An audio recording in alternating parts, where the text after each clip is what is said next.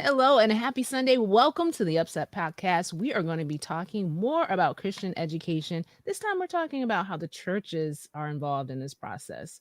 Whose responsibility is it to support our schools? Does it belong with the church? Does it belong with the pastor? Does it belong with the conference? We're going to talk about all of that coming up next.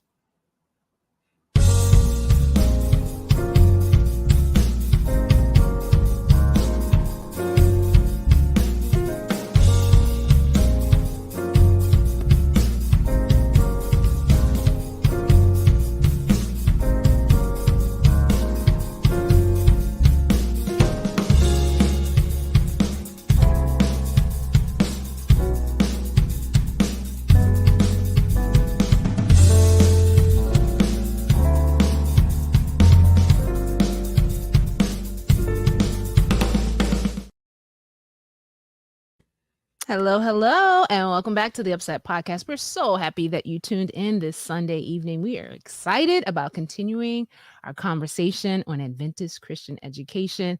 And I would never show up alone because why would I when I have the best crew in all the world right here? Hey, guys. Happy Sunday. What's up, Happy y'all? Sunday. We have our guest co-host back with us, Corey Johnson. Thanks for being here. Yep. I'm just glad to be invited back. Yes, whenever you get an invitation back, that means you upset things enough, and we like it. Yeah. Everyone had a good week? So far, so good. So far, so good. All right, that's good to hear. Well, last week we certainly had quite the discussion. I love to see so much passion surrounding this topic of Adventist Christian education. I love seeing how engaged our audience is regarding it. And I feel like the more we continue to have these conversations, the more we're going to come up with some solutions that really, really stick. What do you guys think? And I agree with that. And talk about the things that aren't talked about much. Yeah. Because I think the subject can be considered like autopilot. We just think, well, you're an Adventist, you go to a church, you pay your tithe and offering, you got school-age kids. So it's just automatic. You're going to send your kids to the church school or not. or not, and then we shame them for not sending them. Right. Oh, look what you guys. Yeah. I know. I think that sometimes we do take it for granted, like you guys are saying, like, oh, you go or you don't, but we don't really put any intentionality around it. And we're hoping that through the course of this series this month, through the UpSet, we can kind of change that a little bit. We always say that education is one of the hallmarks of our conference, and it's time for us to act like it. So you guys know last week we dealt a little bit more with just shaping the whole value of Christian education, Adventist Christian education, why it's important, what sets it apart, what are some of our challenges, is it time for a shift? I think based on what we talked about last week, we definitely agreed that it was time for a shift, maybe a different way of doing business. And so we kind of wanted to dig deeper into some of the things that came up, one of them being church involvement and engagement with our schools, as well as talking a little bit about the school boards and how they play a role in how schools function within our system. So we're gonna kind of dive right into this subject, guys.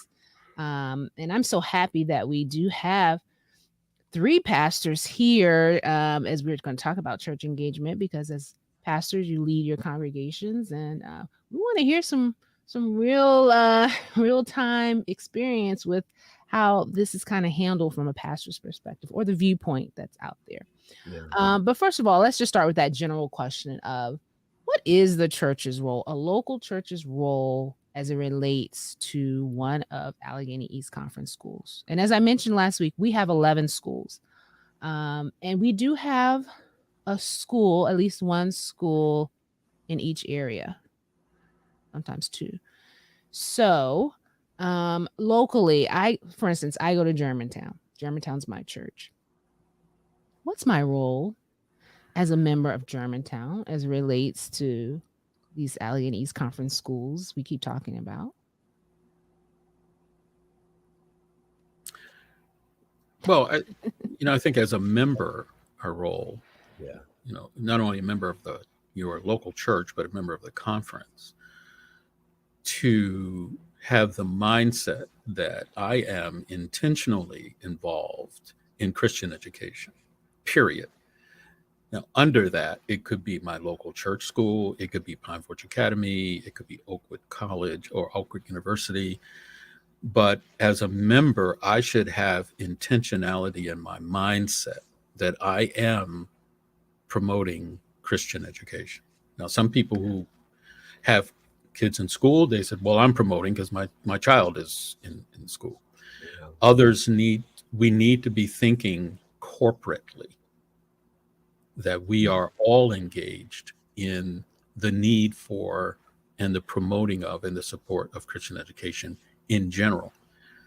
Sometimes because we say, well, I just, I support my school, the one that's in my area, in my city. Mm-hmm. That's good. But I think we should also have a mindset that we promote all Christian education because, and at some point we will talk about this, there are large schools, successful, well-equipped schools. Then there are small schools that are struggling. Yeah.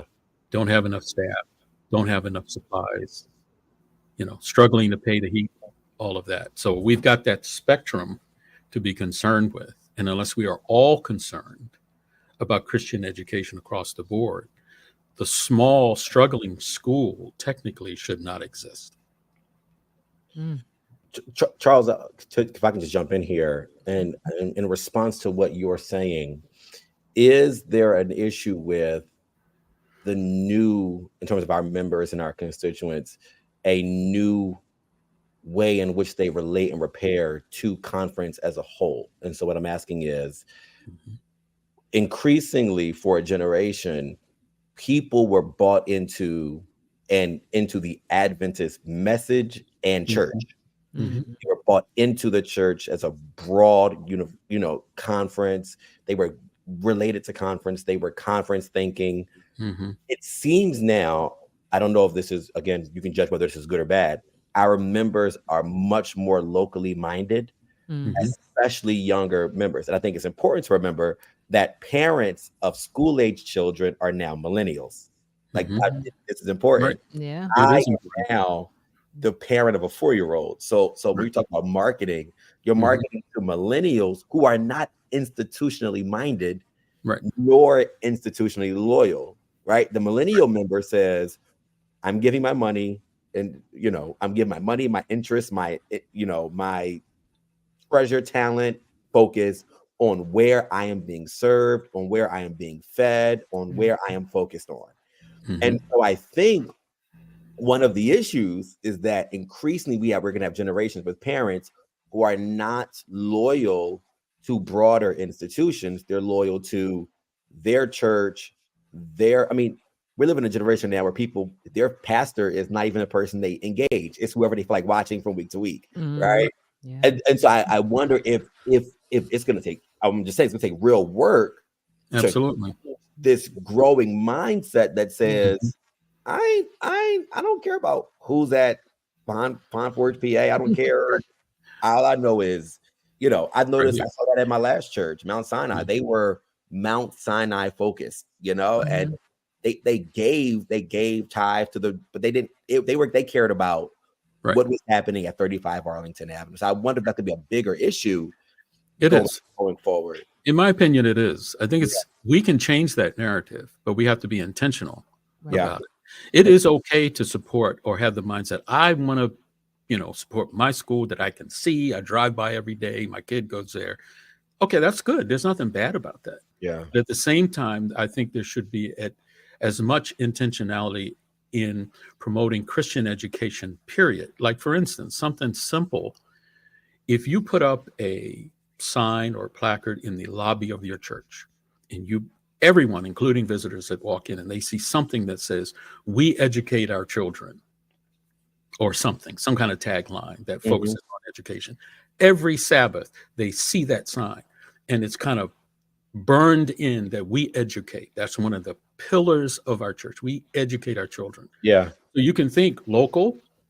You can also think corporately in a network. Yeah. And we ought, just my opinion, I'm no expert in this, but I'm just looking at it from a layman's point of view. I am marketed every day for clothing, shoes, cars, but Every day. Yeah, every day. Mhm. We're bombarded. If I experience a similar technique from us, our people, that we are, for lack of a better term, we are saturating or bombarding them with the whole topic of Christian education. After a while, people get it. That's just the human pathology. There are organizations, computer generated analytical organizations, that all they do is monitor how human beings react to advertising, Sure. how they think. Mhm. Their brains change. You can actually change a person's thinking by the way you advertise a point, a product, a belief. And so I think that while the local allegiance is good, because that's a part of the Christian education platform, we should also try to generate an interest corporately across the board about Christian education, period. Yeah, that So makes me think about, I'm sorry, it makes me think about the mission story. You know how at church That's right. they read the mission story and That's people are right. like, "Oh, we have needs here." But there's something about the way they present the mission story. You feel like you're giving to a cause bigger than yourself and your local. There's a reason it's painted why it's important that we give to this specific place or this specific Right. need.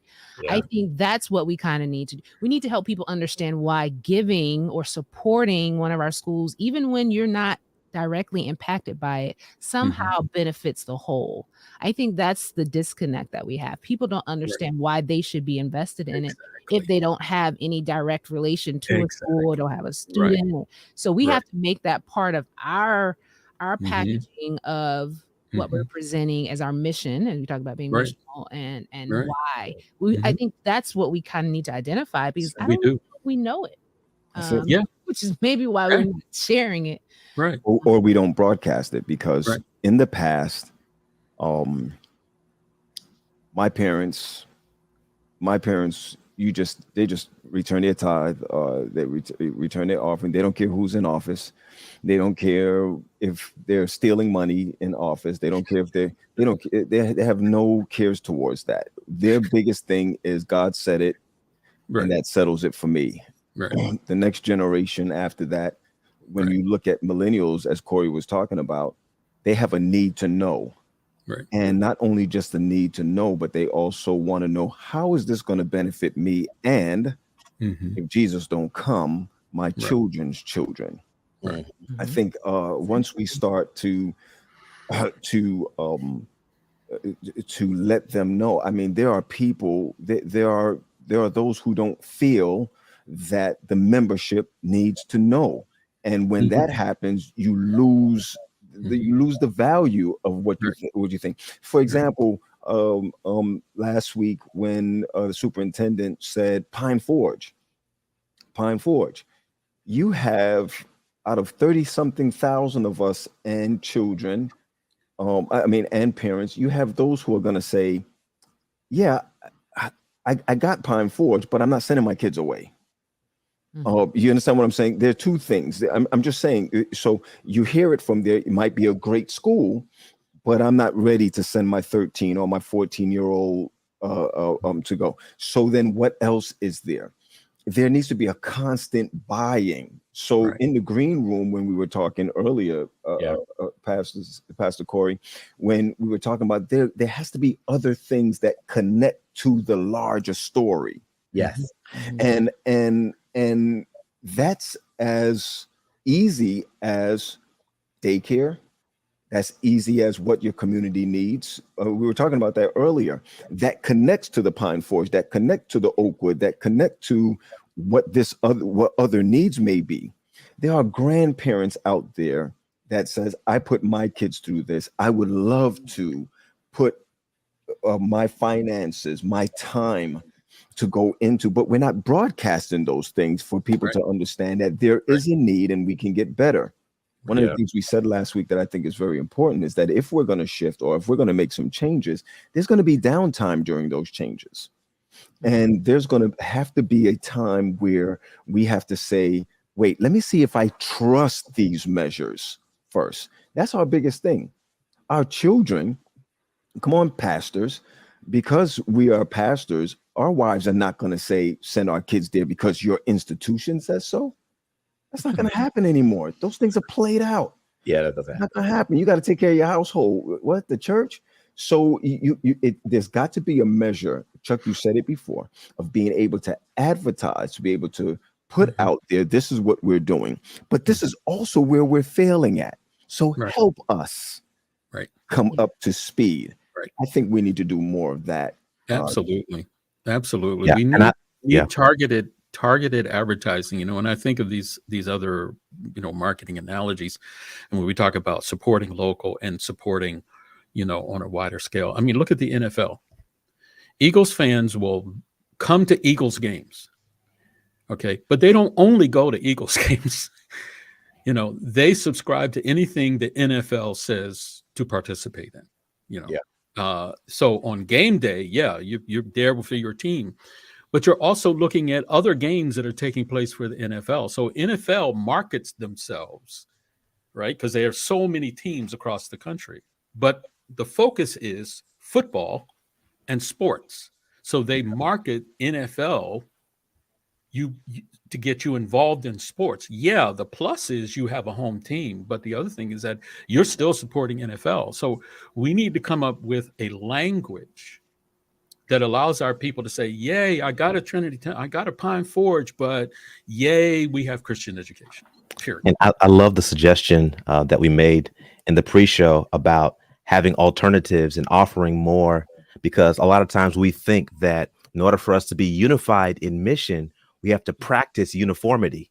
We all can't have the same caliber of schools, but everybody could have an early learning center or after school program. And if it's done well and promoted, it can be successful and meet a need in your local context. And so we don't all have to aspire to have what everyone else has, because a lot of times what you see, you know, it's struggling. I mean, it's on life support. And so everyone can't have that school, that DuPont school, that G.E. Peters school, but you can do something in your local context.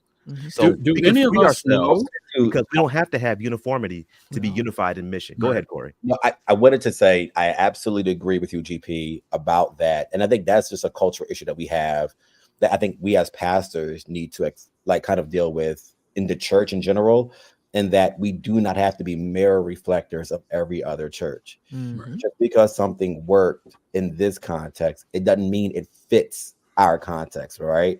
And so if the mission is to educate children, and we talked about this, Pat, we can't live with just because I can't do A, I do nothing at all, right? So you may not be in a context where we're ready to have a K-8 school and we're ready to have a full school. That may be the North Star, but it might say, hey, we can do after school. And enough, you know, market research may say, hey, in this neighborhood, we have parents who work and they don't have good after school program. Private Adventist Christian after school might be a way that gives our members to say, okay, I see this here and it works, but there is other schools that are out there. But going from all or nothing, I think, is a way that we just totally just neglect doing the mission altogether. I also want to point out, though, and GP, this is upsetter, so let's upset the apple cart. GP named 2 schools, right? He named we all can't be DuPont, and we all can't be G.E. Peters, right? And it's interesting that he named those 2 schools in a very Adventist bubble, in a very hyper-focused Adventist area.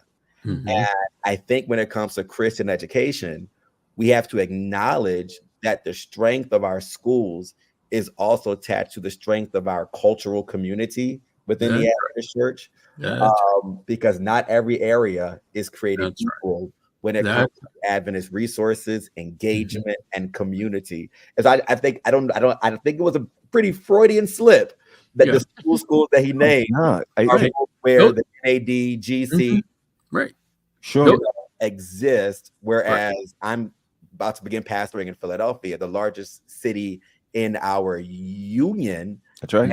And we do not have a K-8 school. Right. And the best option we have is Pine Forge, which is a boarding high school. So that speaks to where we it just I don't And maybe we can't maybe we can't talk, maybe we can talk about this in the future. Yeah. But we also can heavy up on homeschooling. That's true too. Right. In the different areas where, why would I really want to travel an hour to get to a school? And that's always a problem. When it can still be a part of that school. You can have a Larchwood, but out in southern Jersey, you have a conglomerate of parents who are coming together who's still connected to the school, and we can do that. I think, Corey, we're going back to if it's not looking like A, then we're not doing anything at all. Right. So there's more that can be done concerning it, and you're right about saying DuPont or saying G.E. Peters. I mean, we're in a culturally place where it could not and should not fail because of the area that we're in. Exactly. We are Mormons in Utah. So, I mean, so no matter what happens, if anything should happen to any of our schools, including, and let's upset it, TA is Allegheny East. Right. Right. I mean, if you really want to say it, everybody goes there, right? So, where are we talking about as far as growth is concerned? As far as, should G.E. Peters go to 12? Should DuPont go back to where it was? They used to be 10, and was thinking about 12 before they went back down to 8. So I'm saying the benefits of teaching our parents. You know what? I think the major question was this. What is our church doing? Or what is our responsibility of the church? Right. If you look at all of our churches have educators. Not all of our churches, not all of our educators, some of them are Daniels, Shadrach, Meshach, and Abednego, right? Yet we look at them and say, how come they're not teaching in our format? Right. Why are they over there? Well, we could use their knowledge so that we can get better at the things that we are failing at. I think that's one of the biggest parts of our church, that we should use the pews. Two things I want to respond to. Corey, you mentioned something that was very important. I think we need to start looking in the direction of demographics and data points. We don't have enough research or information to make intelligent decisions, my opinion. Yeah. Maybe there are some schools that are doing that, but I think we need to invest in really crunching the numbers and getting a demographic of our school areas and what we need and what we don't need, so forth, based on data, not on culture or legacy, type things. So I think, our churches should be thinking on that. And one other point, because I know I stepped on you just a nanosecond before you started speaking. Sorry. Okay. But I have to get these things out of my brains when they pop up. We need to have more than one education day. It's education day once a year, whatever. It's big day. We parade the school and the students and the teachers and then crickets. I think maybe moving to a education day once a quarter, or making sure that there's some PR insert in every Sabbath about Christian education. So just from a marketing perspective. Now, that makes me think of something else that I was wondering. Each church used to have like an education secretary or someone that was supposed to be representing and bringing this to the forefront in our local churches. And I don't know how many of our churches still have someone functioning in that particular role. But one of the shifts I'm seeing is that it's not necessarily promoting Adventist Christian education, but education in general. And I'm not saying that that's what it should be or shouldn't be, but I'm noticing, like, for instance, when the graduation season came up, we're honoring all graduates and anyone who's accomplished something. And so there's a focus on education, but it's no longer specified to necessarily our schools or Adventist education. And like I said, I'm not saying that it should be, but I'm noticing that that's a shift.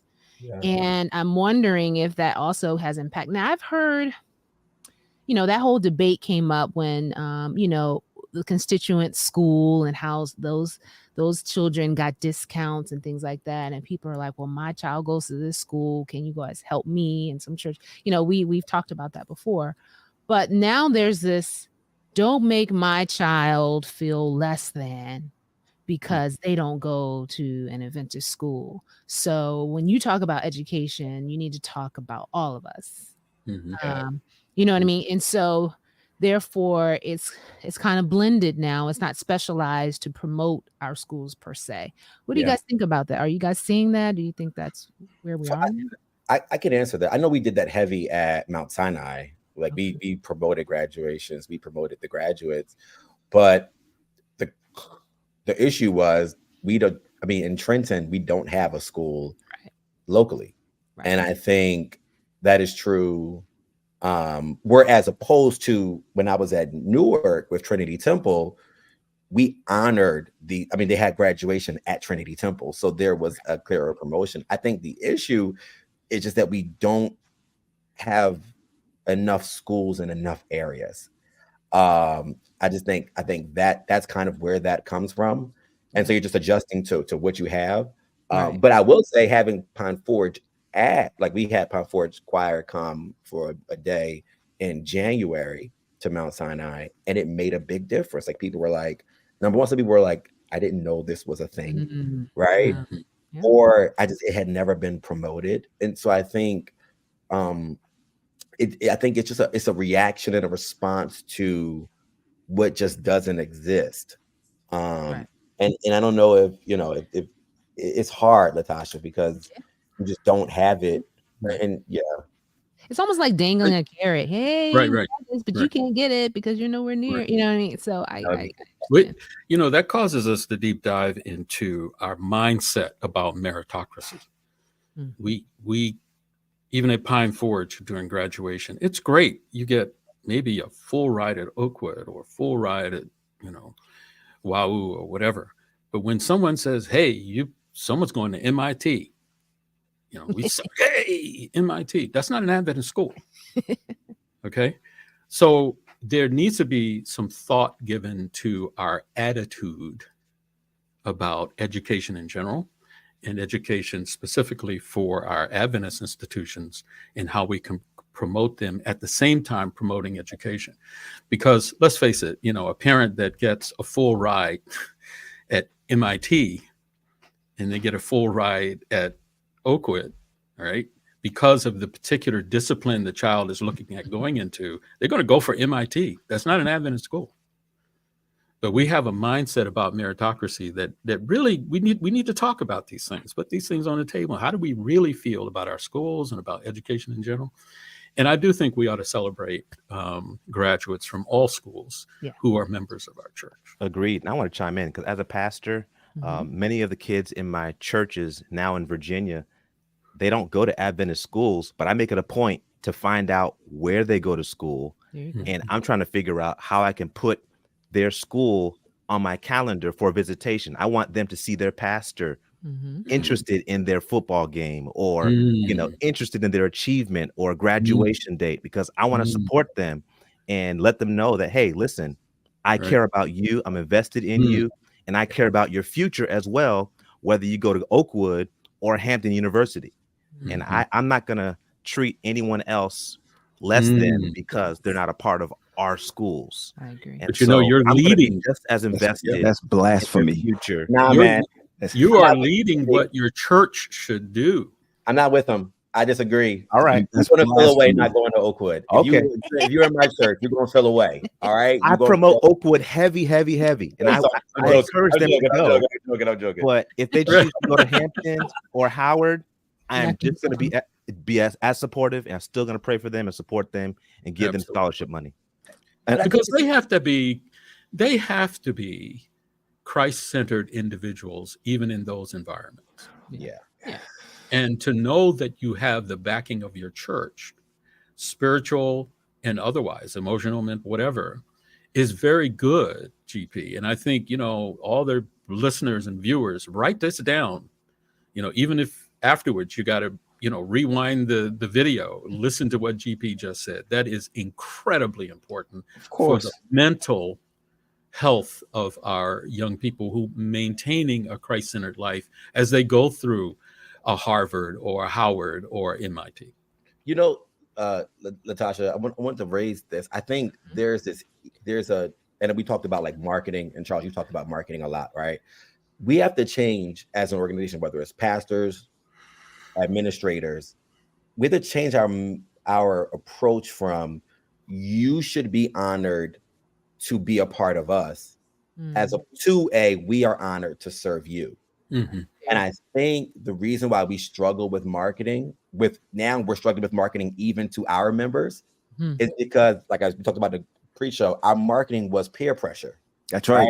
You should be happy to come to the Grapevine Forge, and you should be happy to come to Oakwood, and you're gonna feel away if you don't come here, and your kids are not, and now that has fallen on deaf ears, where people want, where I think now customer service matters so much. Absolutely. Where when you have options and when you have choices, we are for the first time, I think, whether it's the schools or churches, people are going to say, what does your kid space look like? What do your bathrooms look like? What are you offering?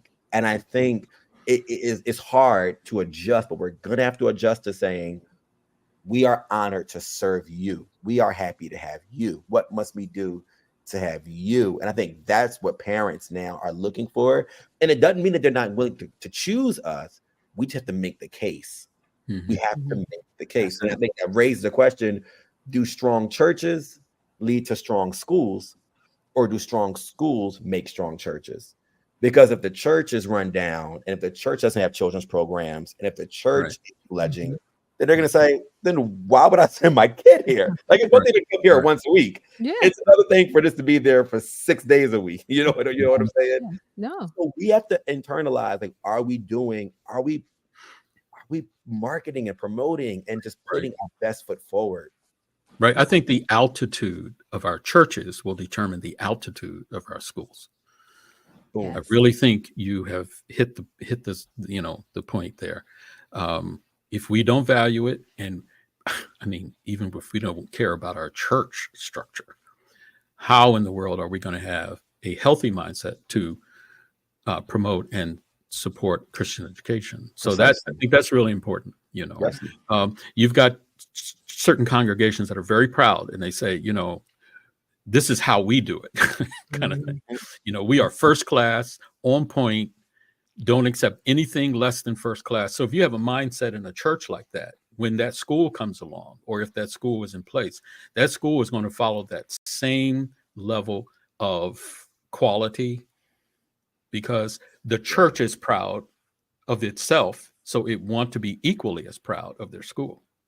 So that leads me to the next question then, Charles. How much of the pastor's mindset impacts the church's mindset in terms of that level, setting that bar, setting that standard?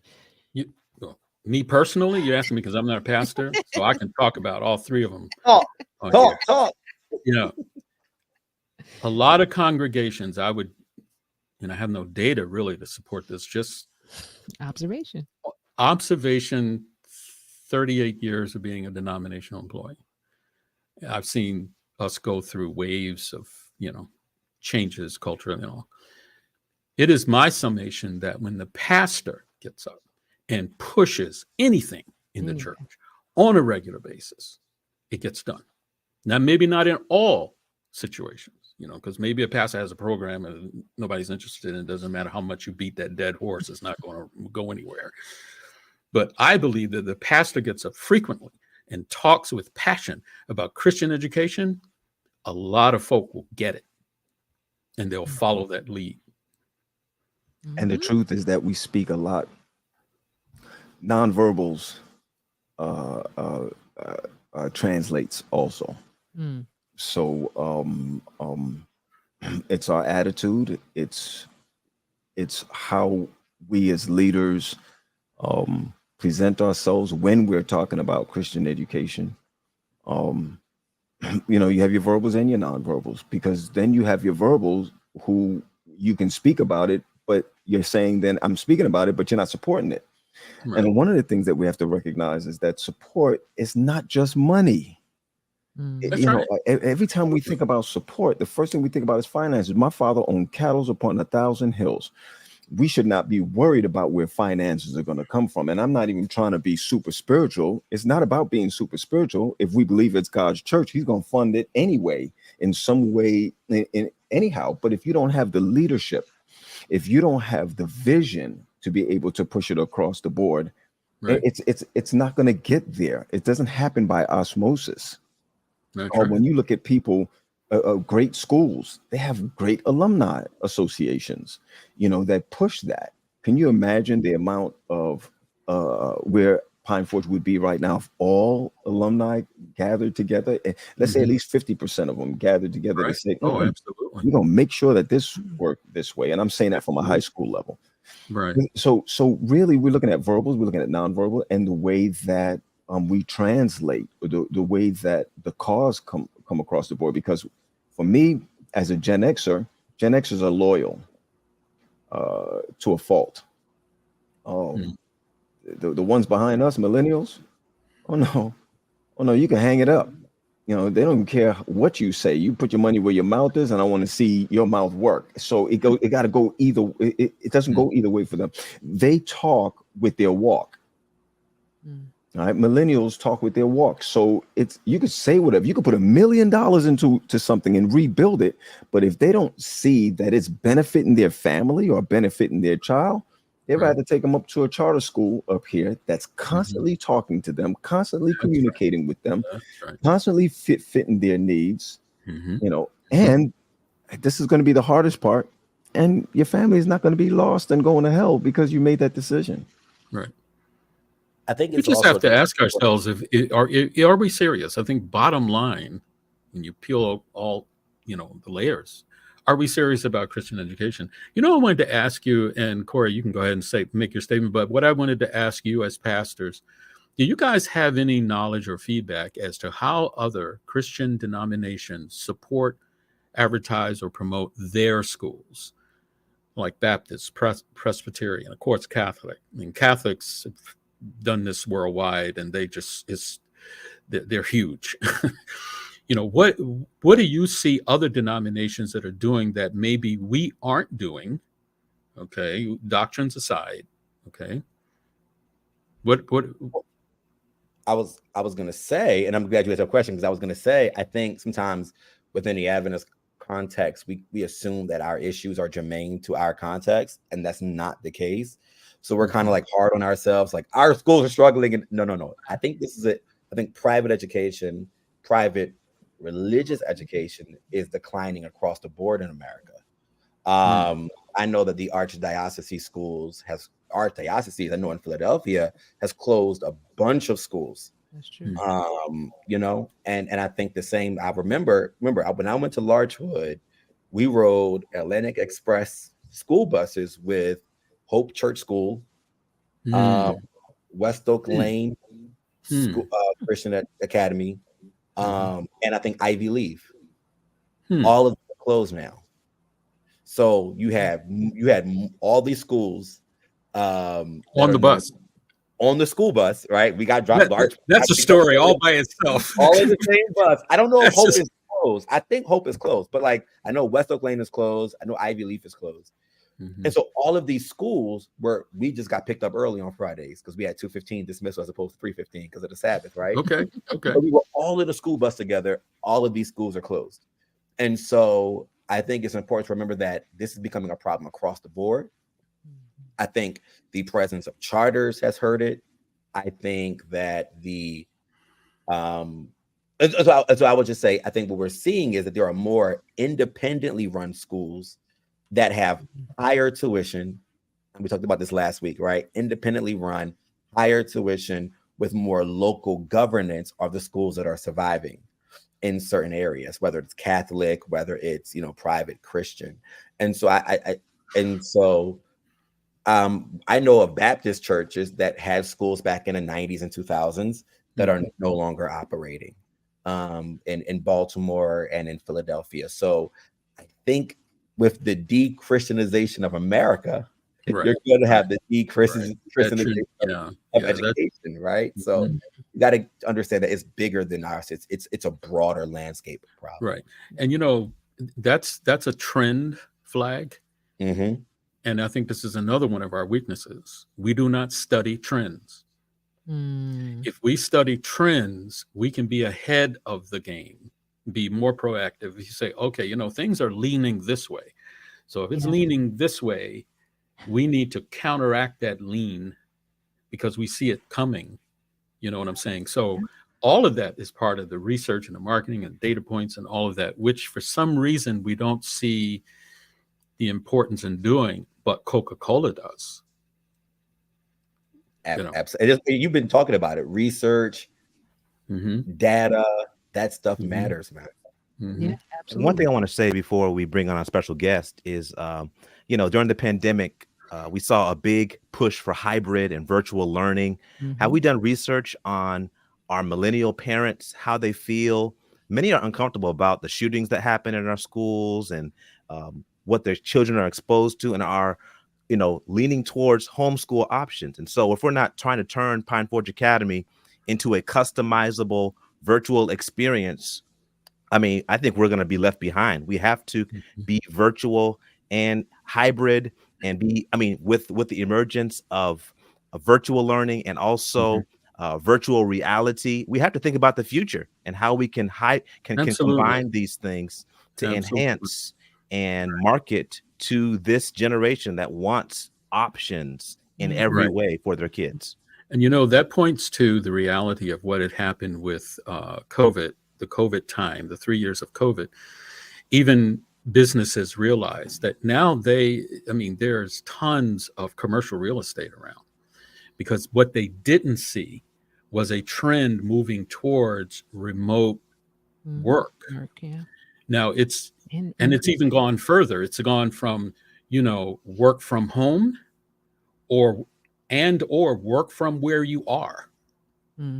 So there are people who could be traveling and still employed and working, but online. So I think it's worthy for us to look at these trends as they're taking place, because there are some businesses right now that are sorry that they weren't paying attention. And so employees, to their surprise, was saying, I'm not coming back to the brick and mortar. And churches. If I'm valuable enough, you will connect me online. So circling back to pastors' involvement with the local church, I wanted to bring on one of our pastors who has worked with multiple churches that were attached to a school. That's none other than Dr. Gary Banks. Gary, welcome Welcome to the UpSet. Hey, everybody. Hey. Thanks for being here. Now, tell everybody where you are right now, what school you are, I don't want to say attached to, but attached to. Okay, so I am the pastor of the Ephesus Seventh-day Adventist Church in Richmond, Virginia. And we have a long-standing relationship with the Ephesus Junior Academy. And it's a great experience here. Like other schools and churches, we've gone through our challenges, but God is still blessing and we are still pressing forward. So let me ask you, because we're just jumping right in. You've pastored churches that weren't associated with the school versus those that are. What is the expectation as you see it for you as a pastor who is not only a pastor to the church, but also a big contributor to the school that's, adjacent to the church? So expectation is in the eye of the beholder. First of all, I commend those pastors who support Christian education in our churches who haven't even had a Christian education experience for themselves. Some of our pastors, they joined the Seventh-day Adventist Church later in life, so they don't know about the experience. I heard Pastor Johnson talking about having gone to Larchwood. I'm a product of Christian education since the third grade, and all the way up through, my terminal degree. So I always celebrate those pastors who did not have a Christian education growing up. And I think to your question, expectation, it really depends on the value of your community. There's a high value of our school here in Richmond, in Richmond. So the expectation is based on what the values of the school, of the community is. Mm-hmm. Gotcha. Let me ask you, how is that value promoted? How do you get to that high value? What's the formula? Well, all I can say is in my community, I've never seen this before anywhere I've pastored. I have people in their retirement age who have gone to our school. So people in their 70s speak fondly of their experience having gone to Ephesus Junior Academy. So legacy is part of it. Yes, that's a good point. Legacy is part of it. So when we talk about the challenges that we're facing and the threat of the school closing, the members of Ephesus rise up and do what needs to be done. However, those fixes have been quick fixes, Band-Aids. And we're really looking for that long-term solution to bring our school to where God would have it. Mm-hmm. Now, I want to kind of bring in, because we were talking earlier, and I think it was in the green room, about our ministeriums, because it's hard for one pastor to, you're managing your congregation, trying to meet the needs of the people in your congregation. Yet you have these schools that need so much attention because, like you said, some of them are on life support and they need constant resuscitation, and you kind of need a village around you, buoying you up. So how do we see the role of a ministerium? I mean, we know that we have several churches in Virginia, for instance, and some of them are not in Richmond. Okay. So, but how could the ministerium be supportive? I guess we're just trying to figure out how we can all play a part in kind of helping our schools. What do you guys see? Wow. And that's open to everybody, but start with you, Banks. I mean, we could really go into a deep discussion about that, because I became a member. I was a part of the Delaware Valley right when I came in, right as they were selling the Larchwood school building. And so to put that in context, that was a school where the entire city was in somewhat of a reasonable proximity to the school. So I can't remember how the constituency was designed, but a conglomerate of churches is very important when sustaining our schools. We don't have that here in Virginia. So the challenges, I mean, think about it. Philadelphia had a constituency. Virginia does not. Ephesus is the only church that is supporting our school, as is the same with the Mount Calvary School. And so in Virginia, one of the things that is helping us to sustain is the Virginia Tax Credit Scholarship. And right now we are campaigning that the entire ministerium promote this scholarship plan, regardless of what church you attend. Now, the Virginia Tax Credit Scholarship is a very powerful vehicle. Without it, many of our students would not have been able to attend. And it is a great tax benefit for those who participate.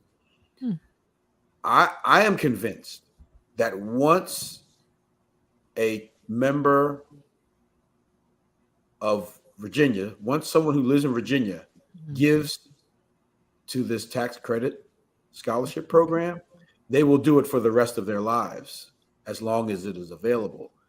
Because for every dollar you give to the tax credit scholarship program, the Commonwealth of Virginia gives you back 65 cents, a credit for your state taxes. Oh. So in essence, it cost you it cost a person $350 to give a child a $1,000 scholarship. It's amazing. I don't know how they came up with it, but I'm glad they did, and I've personally been taking advantage of it, and I plan to continue to do so. So how do people do that? I mean, do people know how to participate in this program? Well, yes, we've been promoting it now for the last 4 years. Okay. And we've been doing it at Ephesus for this is going into our 3rd year. And when I say we've been doing it, my family and I, we have been giving to this scholarship plan. And when I never have to pay state taxes as a result. I like it. So we've been partnering with Potomac Conference to do this. They've been very helpful. We've been able to invite the Calvary School over, and they've been benefiting from it as well. We've raised over $80,000 in the 2 school years since we've started, and about 80% of our student body benefit from this scholarship program. Wow, $80,000 in 2 years? That's amazing. Yes. But I heard you say something that I didn't know we could do. You partner with another conference to do this? Collaboration. That's blasphemy. Again, here we go. Well, maybe in another episode we can talk about that. That definitely is another. Let's see. That's what I'm saying. By all means necessary. Yes, that's what I'm saying. That's how I look at it. By all means necessary. If we're going to make that shift and change the culture, there's going to be things that our predecessors will look at and say, hey, we would have never thought to do something of that nature. But it has to be done. We're talking about our children. We're talking about our young people. When you talk about $80,000, it's a lot of money. And in some cases, some people may turn around and say that's nothing. That's one thing that I also, of course, I'm grateful for it. I also understand this. I love that tax break. There are a lot of breaks out there that we're not educating our people on. That I think in Washington, D.C. area, they used to have a D.C. Voucher program that was going on in the Washington, D.C. area that filled up DuPont Park schools. So there's a lot that's going on that we don't know of. And then we have this other thing that's out there, doctor, that says if you take from the state or if you take from, you know how we act, it's going to usher in, the Jacob's time of trouble. Right. Okay. Well, Dr. Banks, I want to go back to, and by the way, I've learned even from the principal I had a meeting with this morning, that many states have a voucher program, of some sort. They may not all be the same, but it is a financial relief to those who want to send their children to our schools. But I want to go back to the ministerial question. You alluded to your experience with the Larchwood tragedy. That's what I call it. When you saw that this was happening in your mind now, since then to where you are, what can we do to avoid that? Well, let me back up. First question, how does it happen? Number 2, in your opinion, how can we avoid what happened to Larchwood in a ministerium that I'm not sure at that time how many, I think we were between 12 and 15 churches. How do we let that happen? Well, Chuck, I have some thoughts about that. Should Tasha cue the music? It's You the don't have, UpSet we have to tell podcast. him, you don't have to tread lightly in this space. We're covered. Our paychecks too. So go ahead.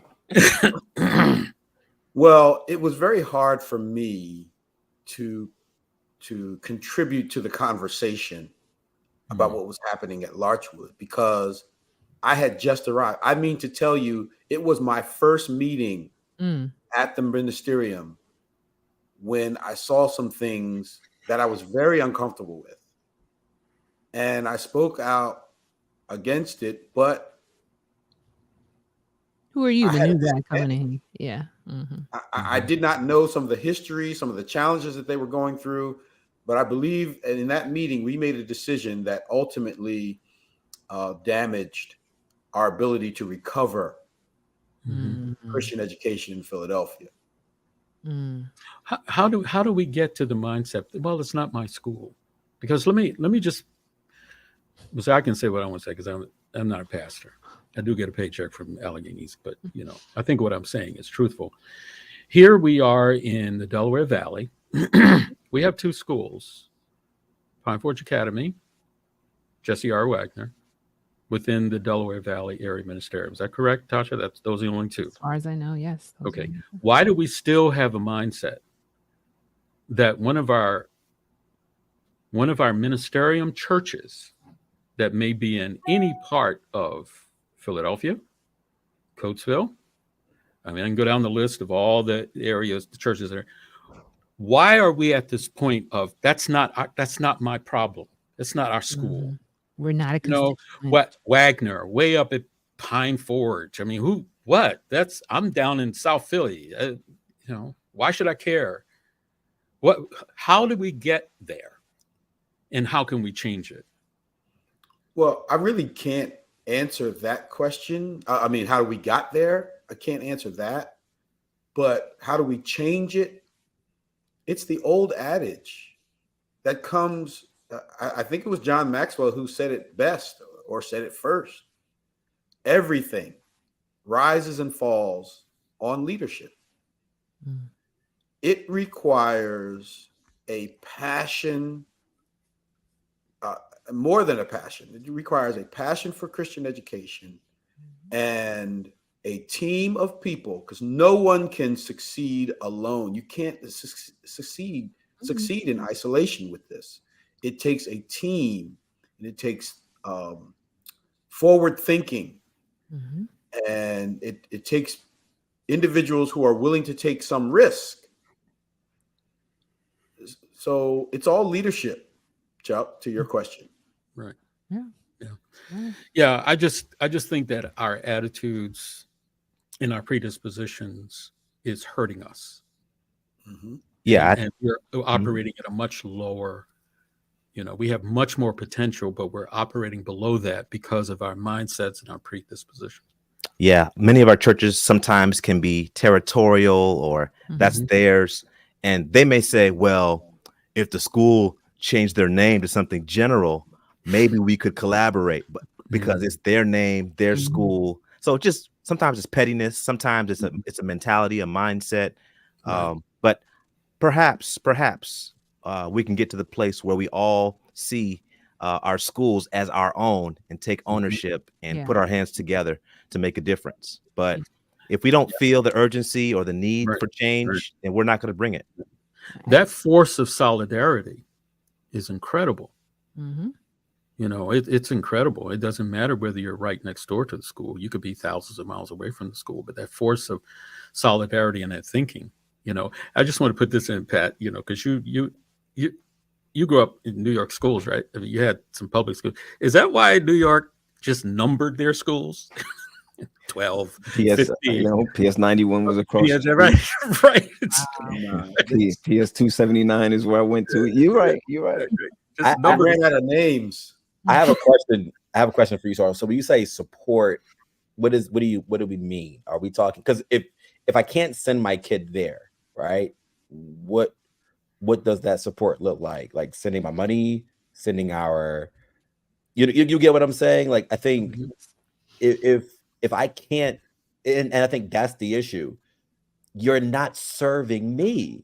And so if I'm a parent in South Philadelphia and I have crime in my public schools, I have blight, I have underfunded schools, I cannot send my kid every day to Jesse R. Wagner, but you're telling me to care about Jesse R. Wagner.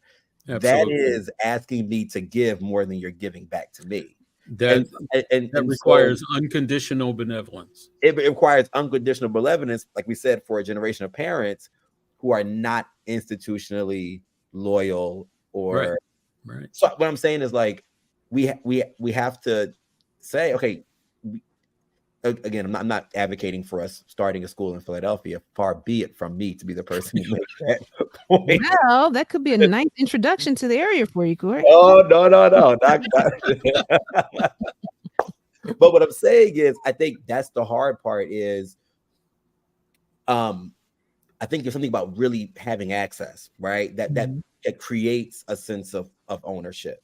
And when you don't have access, it does become something like Pine Forge is accessible because it is a boarding academy that any kid theoretically can attend. Right. But if it's a day school that's 55 minutes away, I think that becomes really hard to make the point. Oh, yeah, absolutely. Which is why I think, real quick, Natasha, which is why when Pat brought up after school program, daycare, those are the things that we can say, hey, you may not be able, like, yes, you will care about Jesse R. Wagner when you at least have an after school program at, and that's in South Philly. You know what I'm saying? Then it's supported by everybody. That's supported by everybody. Then it becomes, okay, now I can make the connection. But there is a real thing of out of sight, out of mind that becomes. And why couldn't we create an infrastructure of satellite schools online? That's what I meant by home study. The word home study frightens us because it seems like your parent is there. So you don't. It doesn't have to be that. You can have a home study satellite in a small school or in a small school system that's connected to Pine Forge or that's connected to one of our K through 8s. It's simple. We just want to throw the baby out with the bath water. Yeah, bath water. Whatever. We want that A type thing instead of now we go with nothing at all. Instead of what we can do. Yeah, right. That's it. And I think there are ways we can provide that connectivity. So if Jesse R. Wagner, for instance, were to take a field trip and they were tutoring some of the younger students, some of the younger students in that after school program, there's a mutual thing, like there's a give and take. So you're supporting what we're trying to do. We're recognizing who you are. And maybe at some point, one of our students can attend Jesse R. Wagner because they're seeing the value that you're bringing on a local level. I think we have a problem finding the ways where it could be mutually beneficial. But I think that it can work. I mean, we're trying to do this adopt a school thing.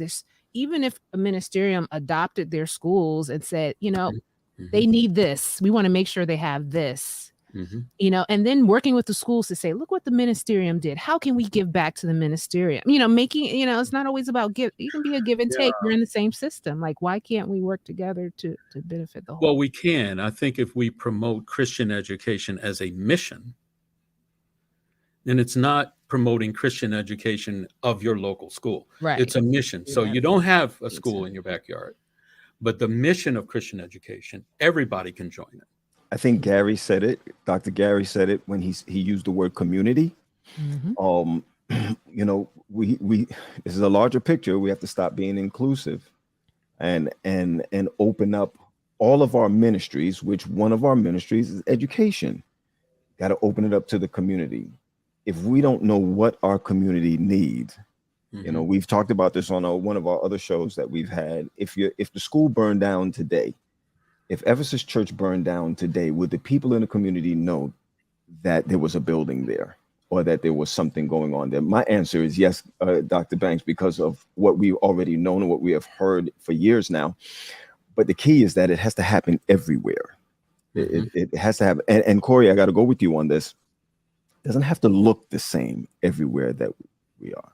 It doesn't have to look the same. But the mission, the vision, they're all the same. That does not change, right? As we go through it. So I think there's if I should say this, we need to give our schools a fighting chance. Mhm. We need to give it a fighting chance, and this is for the millennials who are now coming through, and we have to be truthful. We have to put the truth out there. We have to say this is where we're weak, so that we don't millennials don't run away from what's weak. Matter of fact, they're more challenged to let's go ahead and get this thing done. Right. Than to say let's put this and hide it under a bushel, and then find out that when you became a part of it and benefit and did not benefit from it, that it's a moot point. I think then we ought to try, as part of our marketing plan, our roadmap going forward, is doing a lot of heavy PR from the pastors and the individual churches about education, Christian education as a mission, as a calling to all members. Mm-hmm. So, you can be blessed by a local school that you can see and touch and visit, but also you need to have a education mission mindset that says, although I don't have a brick and mortar school that I can see, touch, and go visit, I do buy into the education mission, Christian education mission, and therefore will support it on that basis. Mm-hmm. Creating the why. That's what I'm hearing. Dr. Banks, you had something you want to add? So you all bring out some very good points, and I have to get accustomed to the culture here. Latasha, you mentioned it is called the UpSet podcast, and I don't want to disparage anyone's leadership, but facts, kind of speak for themselves. And there are certain situations, like for instance, I'm going to tell you about an experience I had. I'm not going to tell you where it happened, but a lot of people will probably figure it out.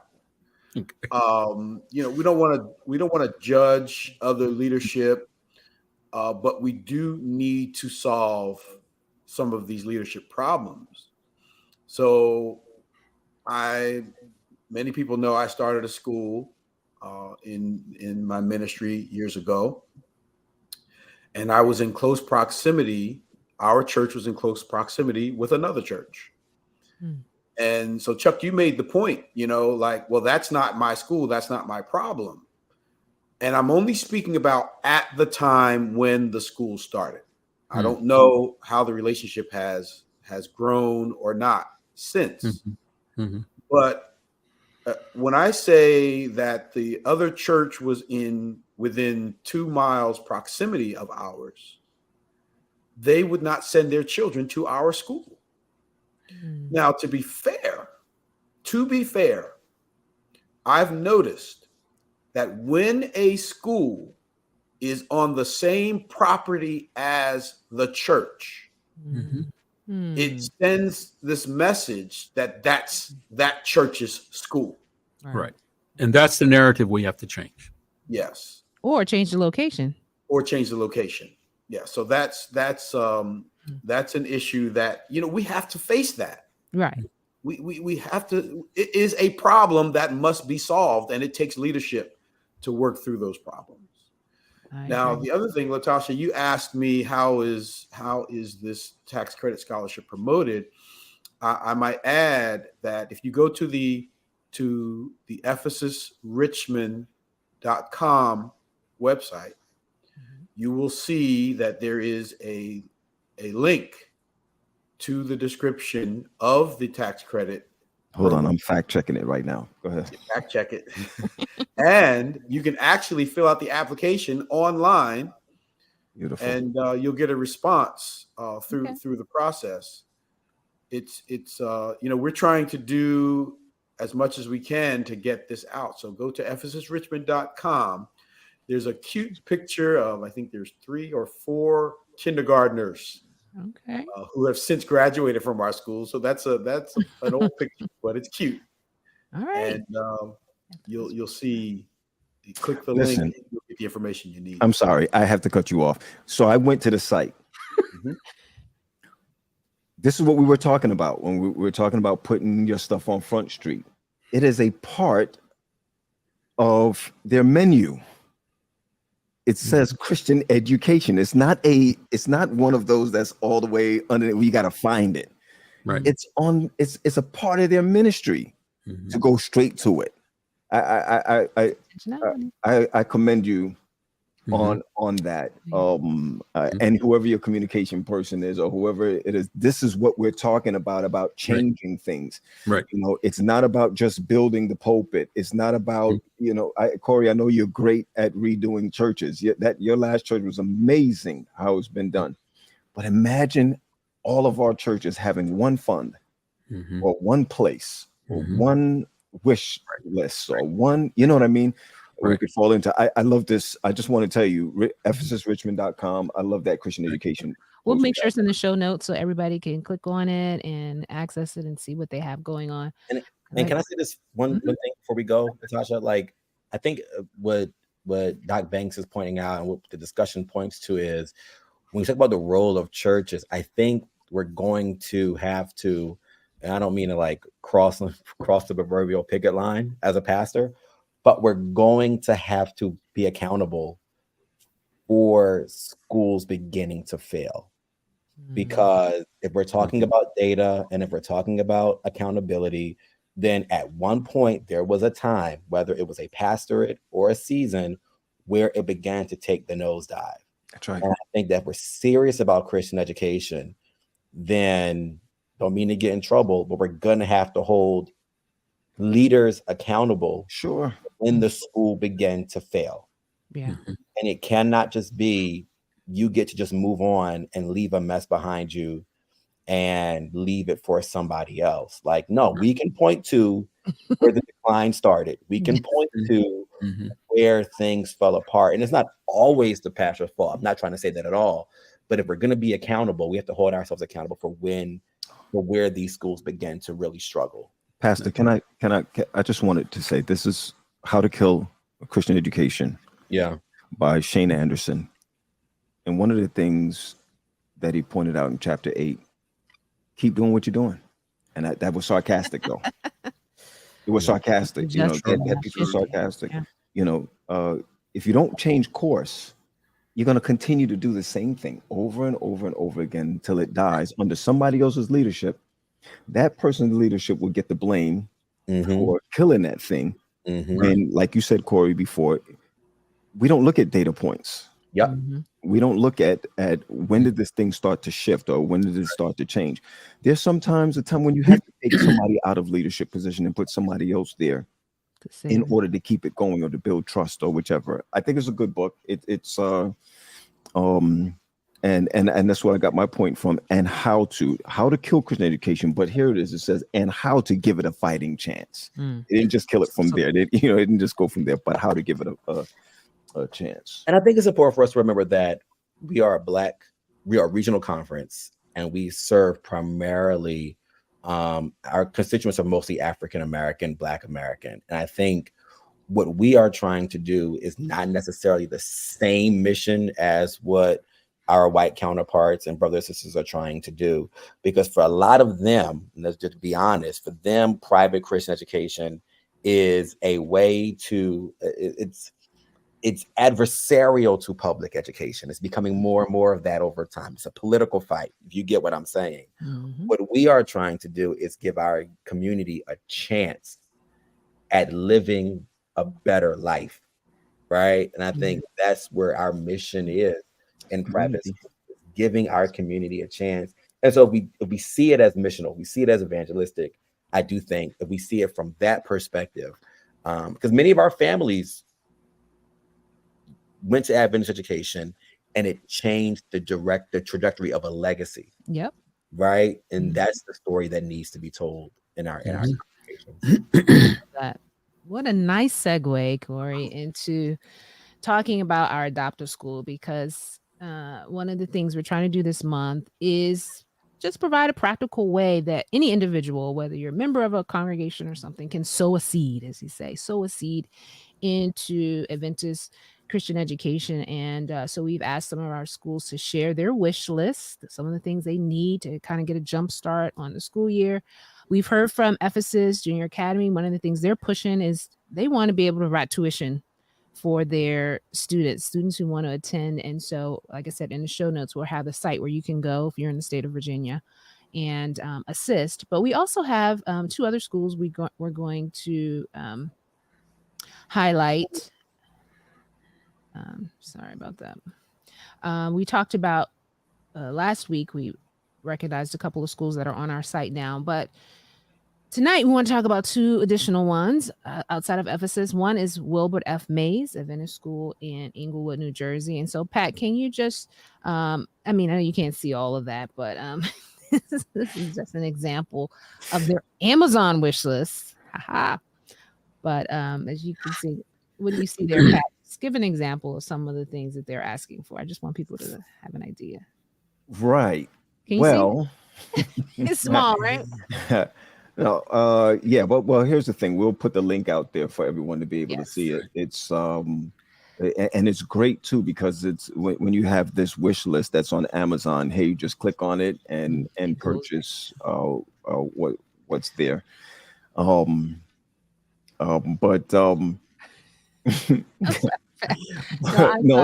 I do. They have things on there that, notepads, canvases. There's, sometimes the teachers use the smart boards or they use their pointer clickers. Those are some that's on there. So those are some of the current needs. I'm sorry. I was just saying a lot of technology. Yep. Yeah. A lot of technology, some markers, etc. So,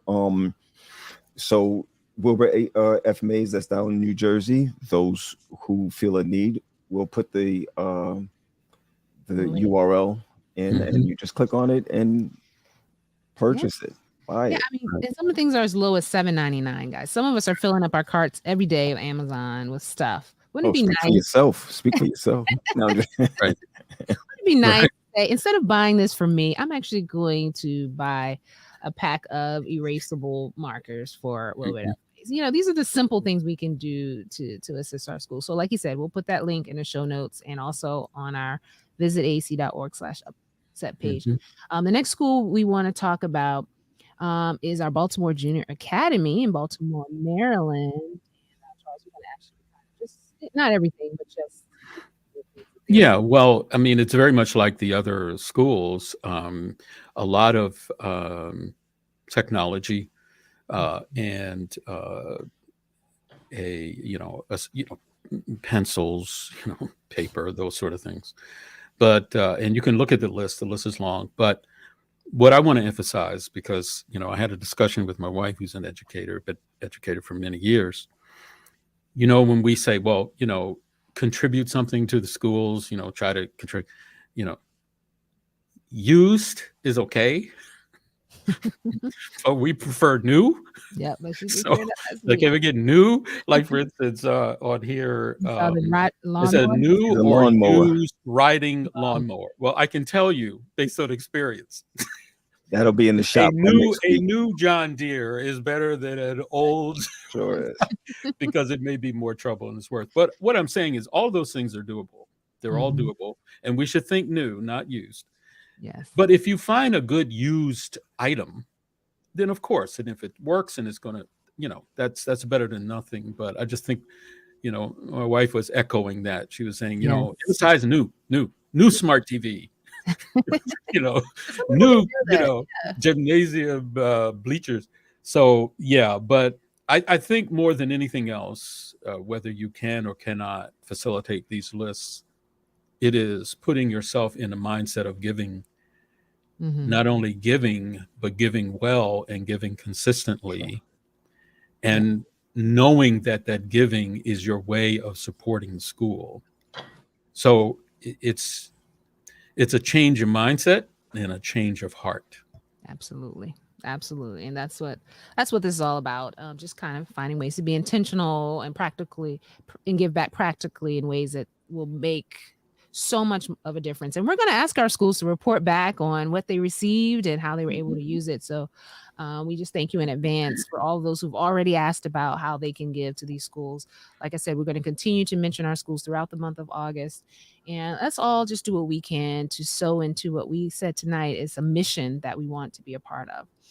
So thank you, everyone. Thank you, Dr. Banks, for hopping in. Yeah, thank you. Sitting on the hot seat for a little bit. Yeah. So if I may, You just handled for a it moment, well. Yeah, sure. if I may, for just a moment, I just want to acknowledge and thank our principal, Joy Nugent, who I did a national search for, and she agreed to come to this Junior Academy. And she came knowing all the challenges, because we don't hold back the information. Good. And she slid right in. And I would tell you something. She accomplished something this past school year that I've never seen. She collected 100% of the tuition. Wow. I've never seen that anywhere in my whole career for a school year. And so I just want to acknowledge her efforts along with her team, and ask you to continue to pray, not just for all of our schools, but when you pray for our schools, think of Ephesus Junior Academy as well. Right. Well, the one thing you said is another thing that we ought to consider. Whatever formula your principal used, Share that to meet that hallmark is something that should be shared with all of our schools in a network. Has bouncers from Philly area collecting. Bouncers. That's cool.